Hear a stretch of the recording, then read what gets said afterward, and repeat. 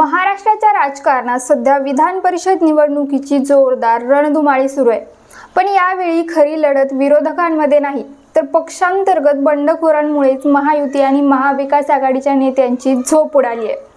पुण्यापासून कोकणापर्यंत आणि संभाजीनगरपासून जालन्यापर्यंत अनेक ठिकाणी अधिकृत उमेदवारांपेक्षा बंडखोर उमेदवारच चर्चेचा विषय ठरत आहेत. काहींनी अर्ज मागे घेत पक्षश्रेष्ठींचे आदेश मान्य केले तर काही अजूनही मैदानात ठाम उभे आहेत. तर नेमकं कोण कुणाविरोधात नाराज आहे, कोणाच्या बंडामुळे कोणत्या पक्षाची डोकेदुखी वाढली आहे आणि 4 जून नंतर कोणाला दिलासा मिळणार, पाहूया सविस्तर. नमस्कार, मी श्वेता, तुम्ही पाहताय आझाद मराठी. सर्वात आधी बोलूया पुण्याच्या हाय व्होल्टेज ड्राम्याबद्दल. पुणे स्थानिक स्वराज्य संस्था मतदारसंघाची जागा राष्ट्रवादी काँग्रेसकडे गेल्यानंतर उमेदवारीवरून मोठा संघर्ष उभा राहिला. अजित पवारांचे विश्वासू नेते सुनील टिंगरे हे दावेदार असताना अचानक भाजपातून राष्ट्रवादीत आलेल्या संजय काकडेंचे सुपुत्र विक्रम काकडेंना उमेदवारी जाहीर करण्यात आली. पक्षातील अनेक नेते आणि कार्यकर्ते या निर्णयामुळे नाराज होते. अजितदादांचे निकटवर्तीय सुनील टिंगरेंनीही अर्ज दाखल केल्यामुळे बंडखोरीची चर्चा रंगली. मात्र शेवटच्या क्षणी पार्थ पवार मैदानात उतरले.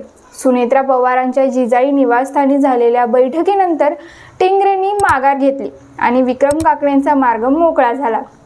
राजकीय विश्लेषकांच्या मते टिंगरेंनी बंडखोरी कायम ठेवली असती तर भविष्यातील विधानसभा उमेदवारी धोक्यात येऊ शकली असती. त्यामुळे त्यांनी रणनीतिक माघार घेतल्याची चर्चा आहे. यामुळे पार्थ पवारांचा विक्रम काकडेंना विधान परिषदेला उतरवण्याचा निर्णय यशस्वी ठरलाय. मात्र राष्ट्रवादीची डोकेदुखी अजूनही पूर्णपणे संपलेली नाही. कारण पुणे जिल्ह्यातील ग्रामीण भागात तगडा संपर्क असलेले भाजपाचे जिल्हाध्यक्ष प्रदीप कंद या जागेसाठी इच्छुक होते. मात्र ही जागा राष्ट्रवादीकडे गेल्याने ते नाराज झाले. त्यांनी अपक्ष उमेदवारी अर्ज दाखल केलाय. पण यानंतरही त्यांच्यावर शिस्तभंगाची कारवाई करण्याबाबत भाजपाकडून मौन पाळण्यात आले. त्यामुळे त्यांच्या उमेदवारी मागे कोण आहे याबाबत चर्चा सुरू झाली आहे. अशात आता टिंगरेंनंतर प्रदीप कंद यांचा उमेदवारी अर्ज मागे घेण्यासाठी राष्ट्रवादीला प्रयत्न करावे लागणार. पण पुण्यातील बंड शमले असले तरी संभाजीनगर जालना मतदारसंघात महायुतीतील संघर्ष अजूनही पेटलेला आहे. या जागेवर भाजपने सुहास शिरसाट यांना उमेदवारी दिली आहे. मात्र शिवसेना शिंदे गटाचे नेते अब्दुल सत्तारांचे पुत्र समीर सत्तार यांनी अपक्ष अर्ज भरून थेट बंड पुकारले. यानंतर अब्दुल सत्तार यांनी भाजपवर अतिशय गंभीर आरोप केलेत.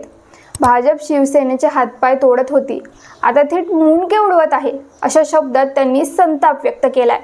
गुवाहाटीपासून महायुतीच्या स्थापनेपर्यंत शिवसैनिकांनी केलेला त्याग भाजप विसरल्याचा आरोपही त्यांनी केलाय. विशेष म्हणजे त्यांनी महाराष्ट्रातील परिस्थितीची तुलना पश्चिम बंगालशी, ममता बॅनर्जींशी करत भाजपाला अप्रत्यक्ष इशाराही दिलाय. सत्तारांच्या या आक्रमक भूमिकेमुळे महायुतीतील अंतर्गत नाराजी आता उघडपणे समोर आली आहे. यामुळे आता उपमुख्यमंत्री एकनाथ शिंदेंपुढे आपल्याच नेत्यांची नाराजी दूर करण्याचं आवाहन असणार आहे. दुसरीकडे आता विधान परिषद निवडणुकीतील सर्वात मोठा सस्पेन्स सध्या कोकणात निर्माण झालाय.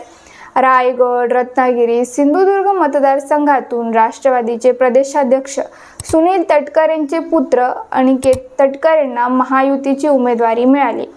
यासाठी महायुतीत मोठी राजकीय जुळवाजुळव झाल्याची चर्चा आहे. रायगडच्या पालकमंत्री पदाच्या बदल्यात ही जागा राष्ट्रवादीला देण्यात आल्याचं बोललं जात आहे. पण यामुळे शिवसेनेतील अनेक नेते नाराज झाल्याचंही सांगितलं जात आहे. विशेषतः भरत गोगावले आणि महेंद्र थोरवे यांच्या समर्थकांमध्ये अस्वस्थता आहे. शिवसेनेकडे या भागात सर्वाधिक स्थानिक प्रतिनिधी असतानाही उमेदवारी राष्ट्रवादीला मिळाल्याने नाराजी वाढली आहे.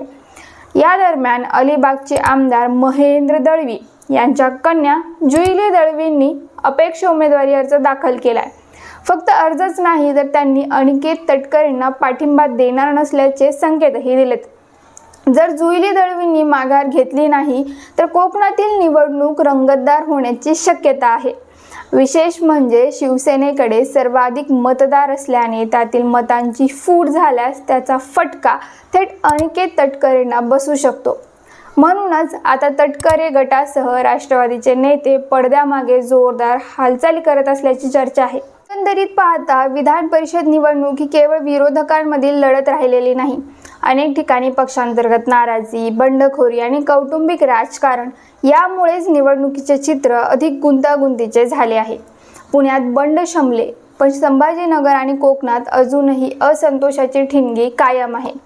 आता सर्वांचं लक्ष 4 जूनकडे लागलं आहे, कारण अर्ज माघारीची मुदत संपल्यानंतरच कोणाची तलवार म्यान होणार आणि कोण बंडखोरीचा झेंडा उंचावणार हे स्पष्ट होणार आहे। तोपर्यंत मात्र विधान परिषद निवडणुकीत बंडखोरांनी महायुती आणि विरोधक दोघांचीही डोकेदुखी चांगलीच वाढवली आहे। विधान परिषदेसंदर्भातील अशाच अपडेट्ससाठी आझाद मराठी चॅनलला सबस्क्राईब करा आणि बेल आयकॉनवर क्लिक करायला विसरू नका। व्हिडिओ आवडला असेल तर लाईक करा, शेअर करा। धन्यवाद।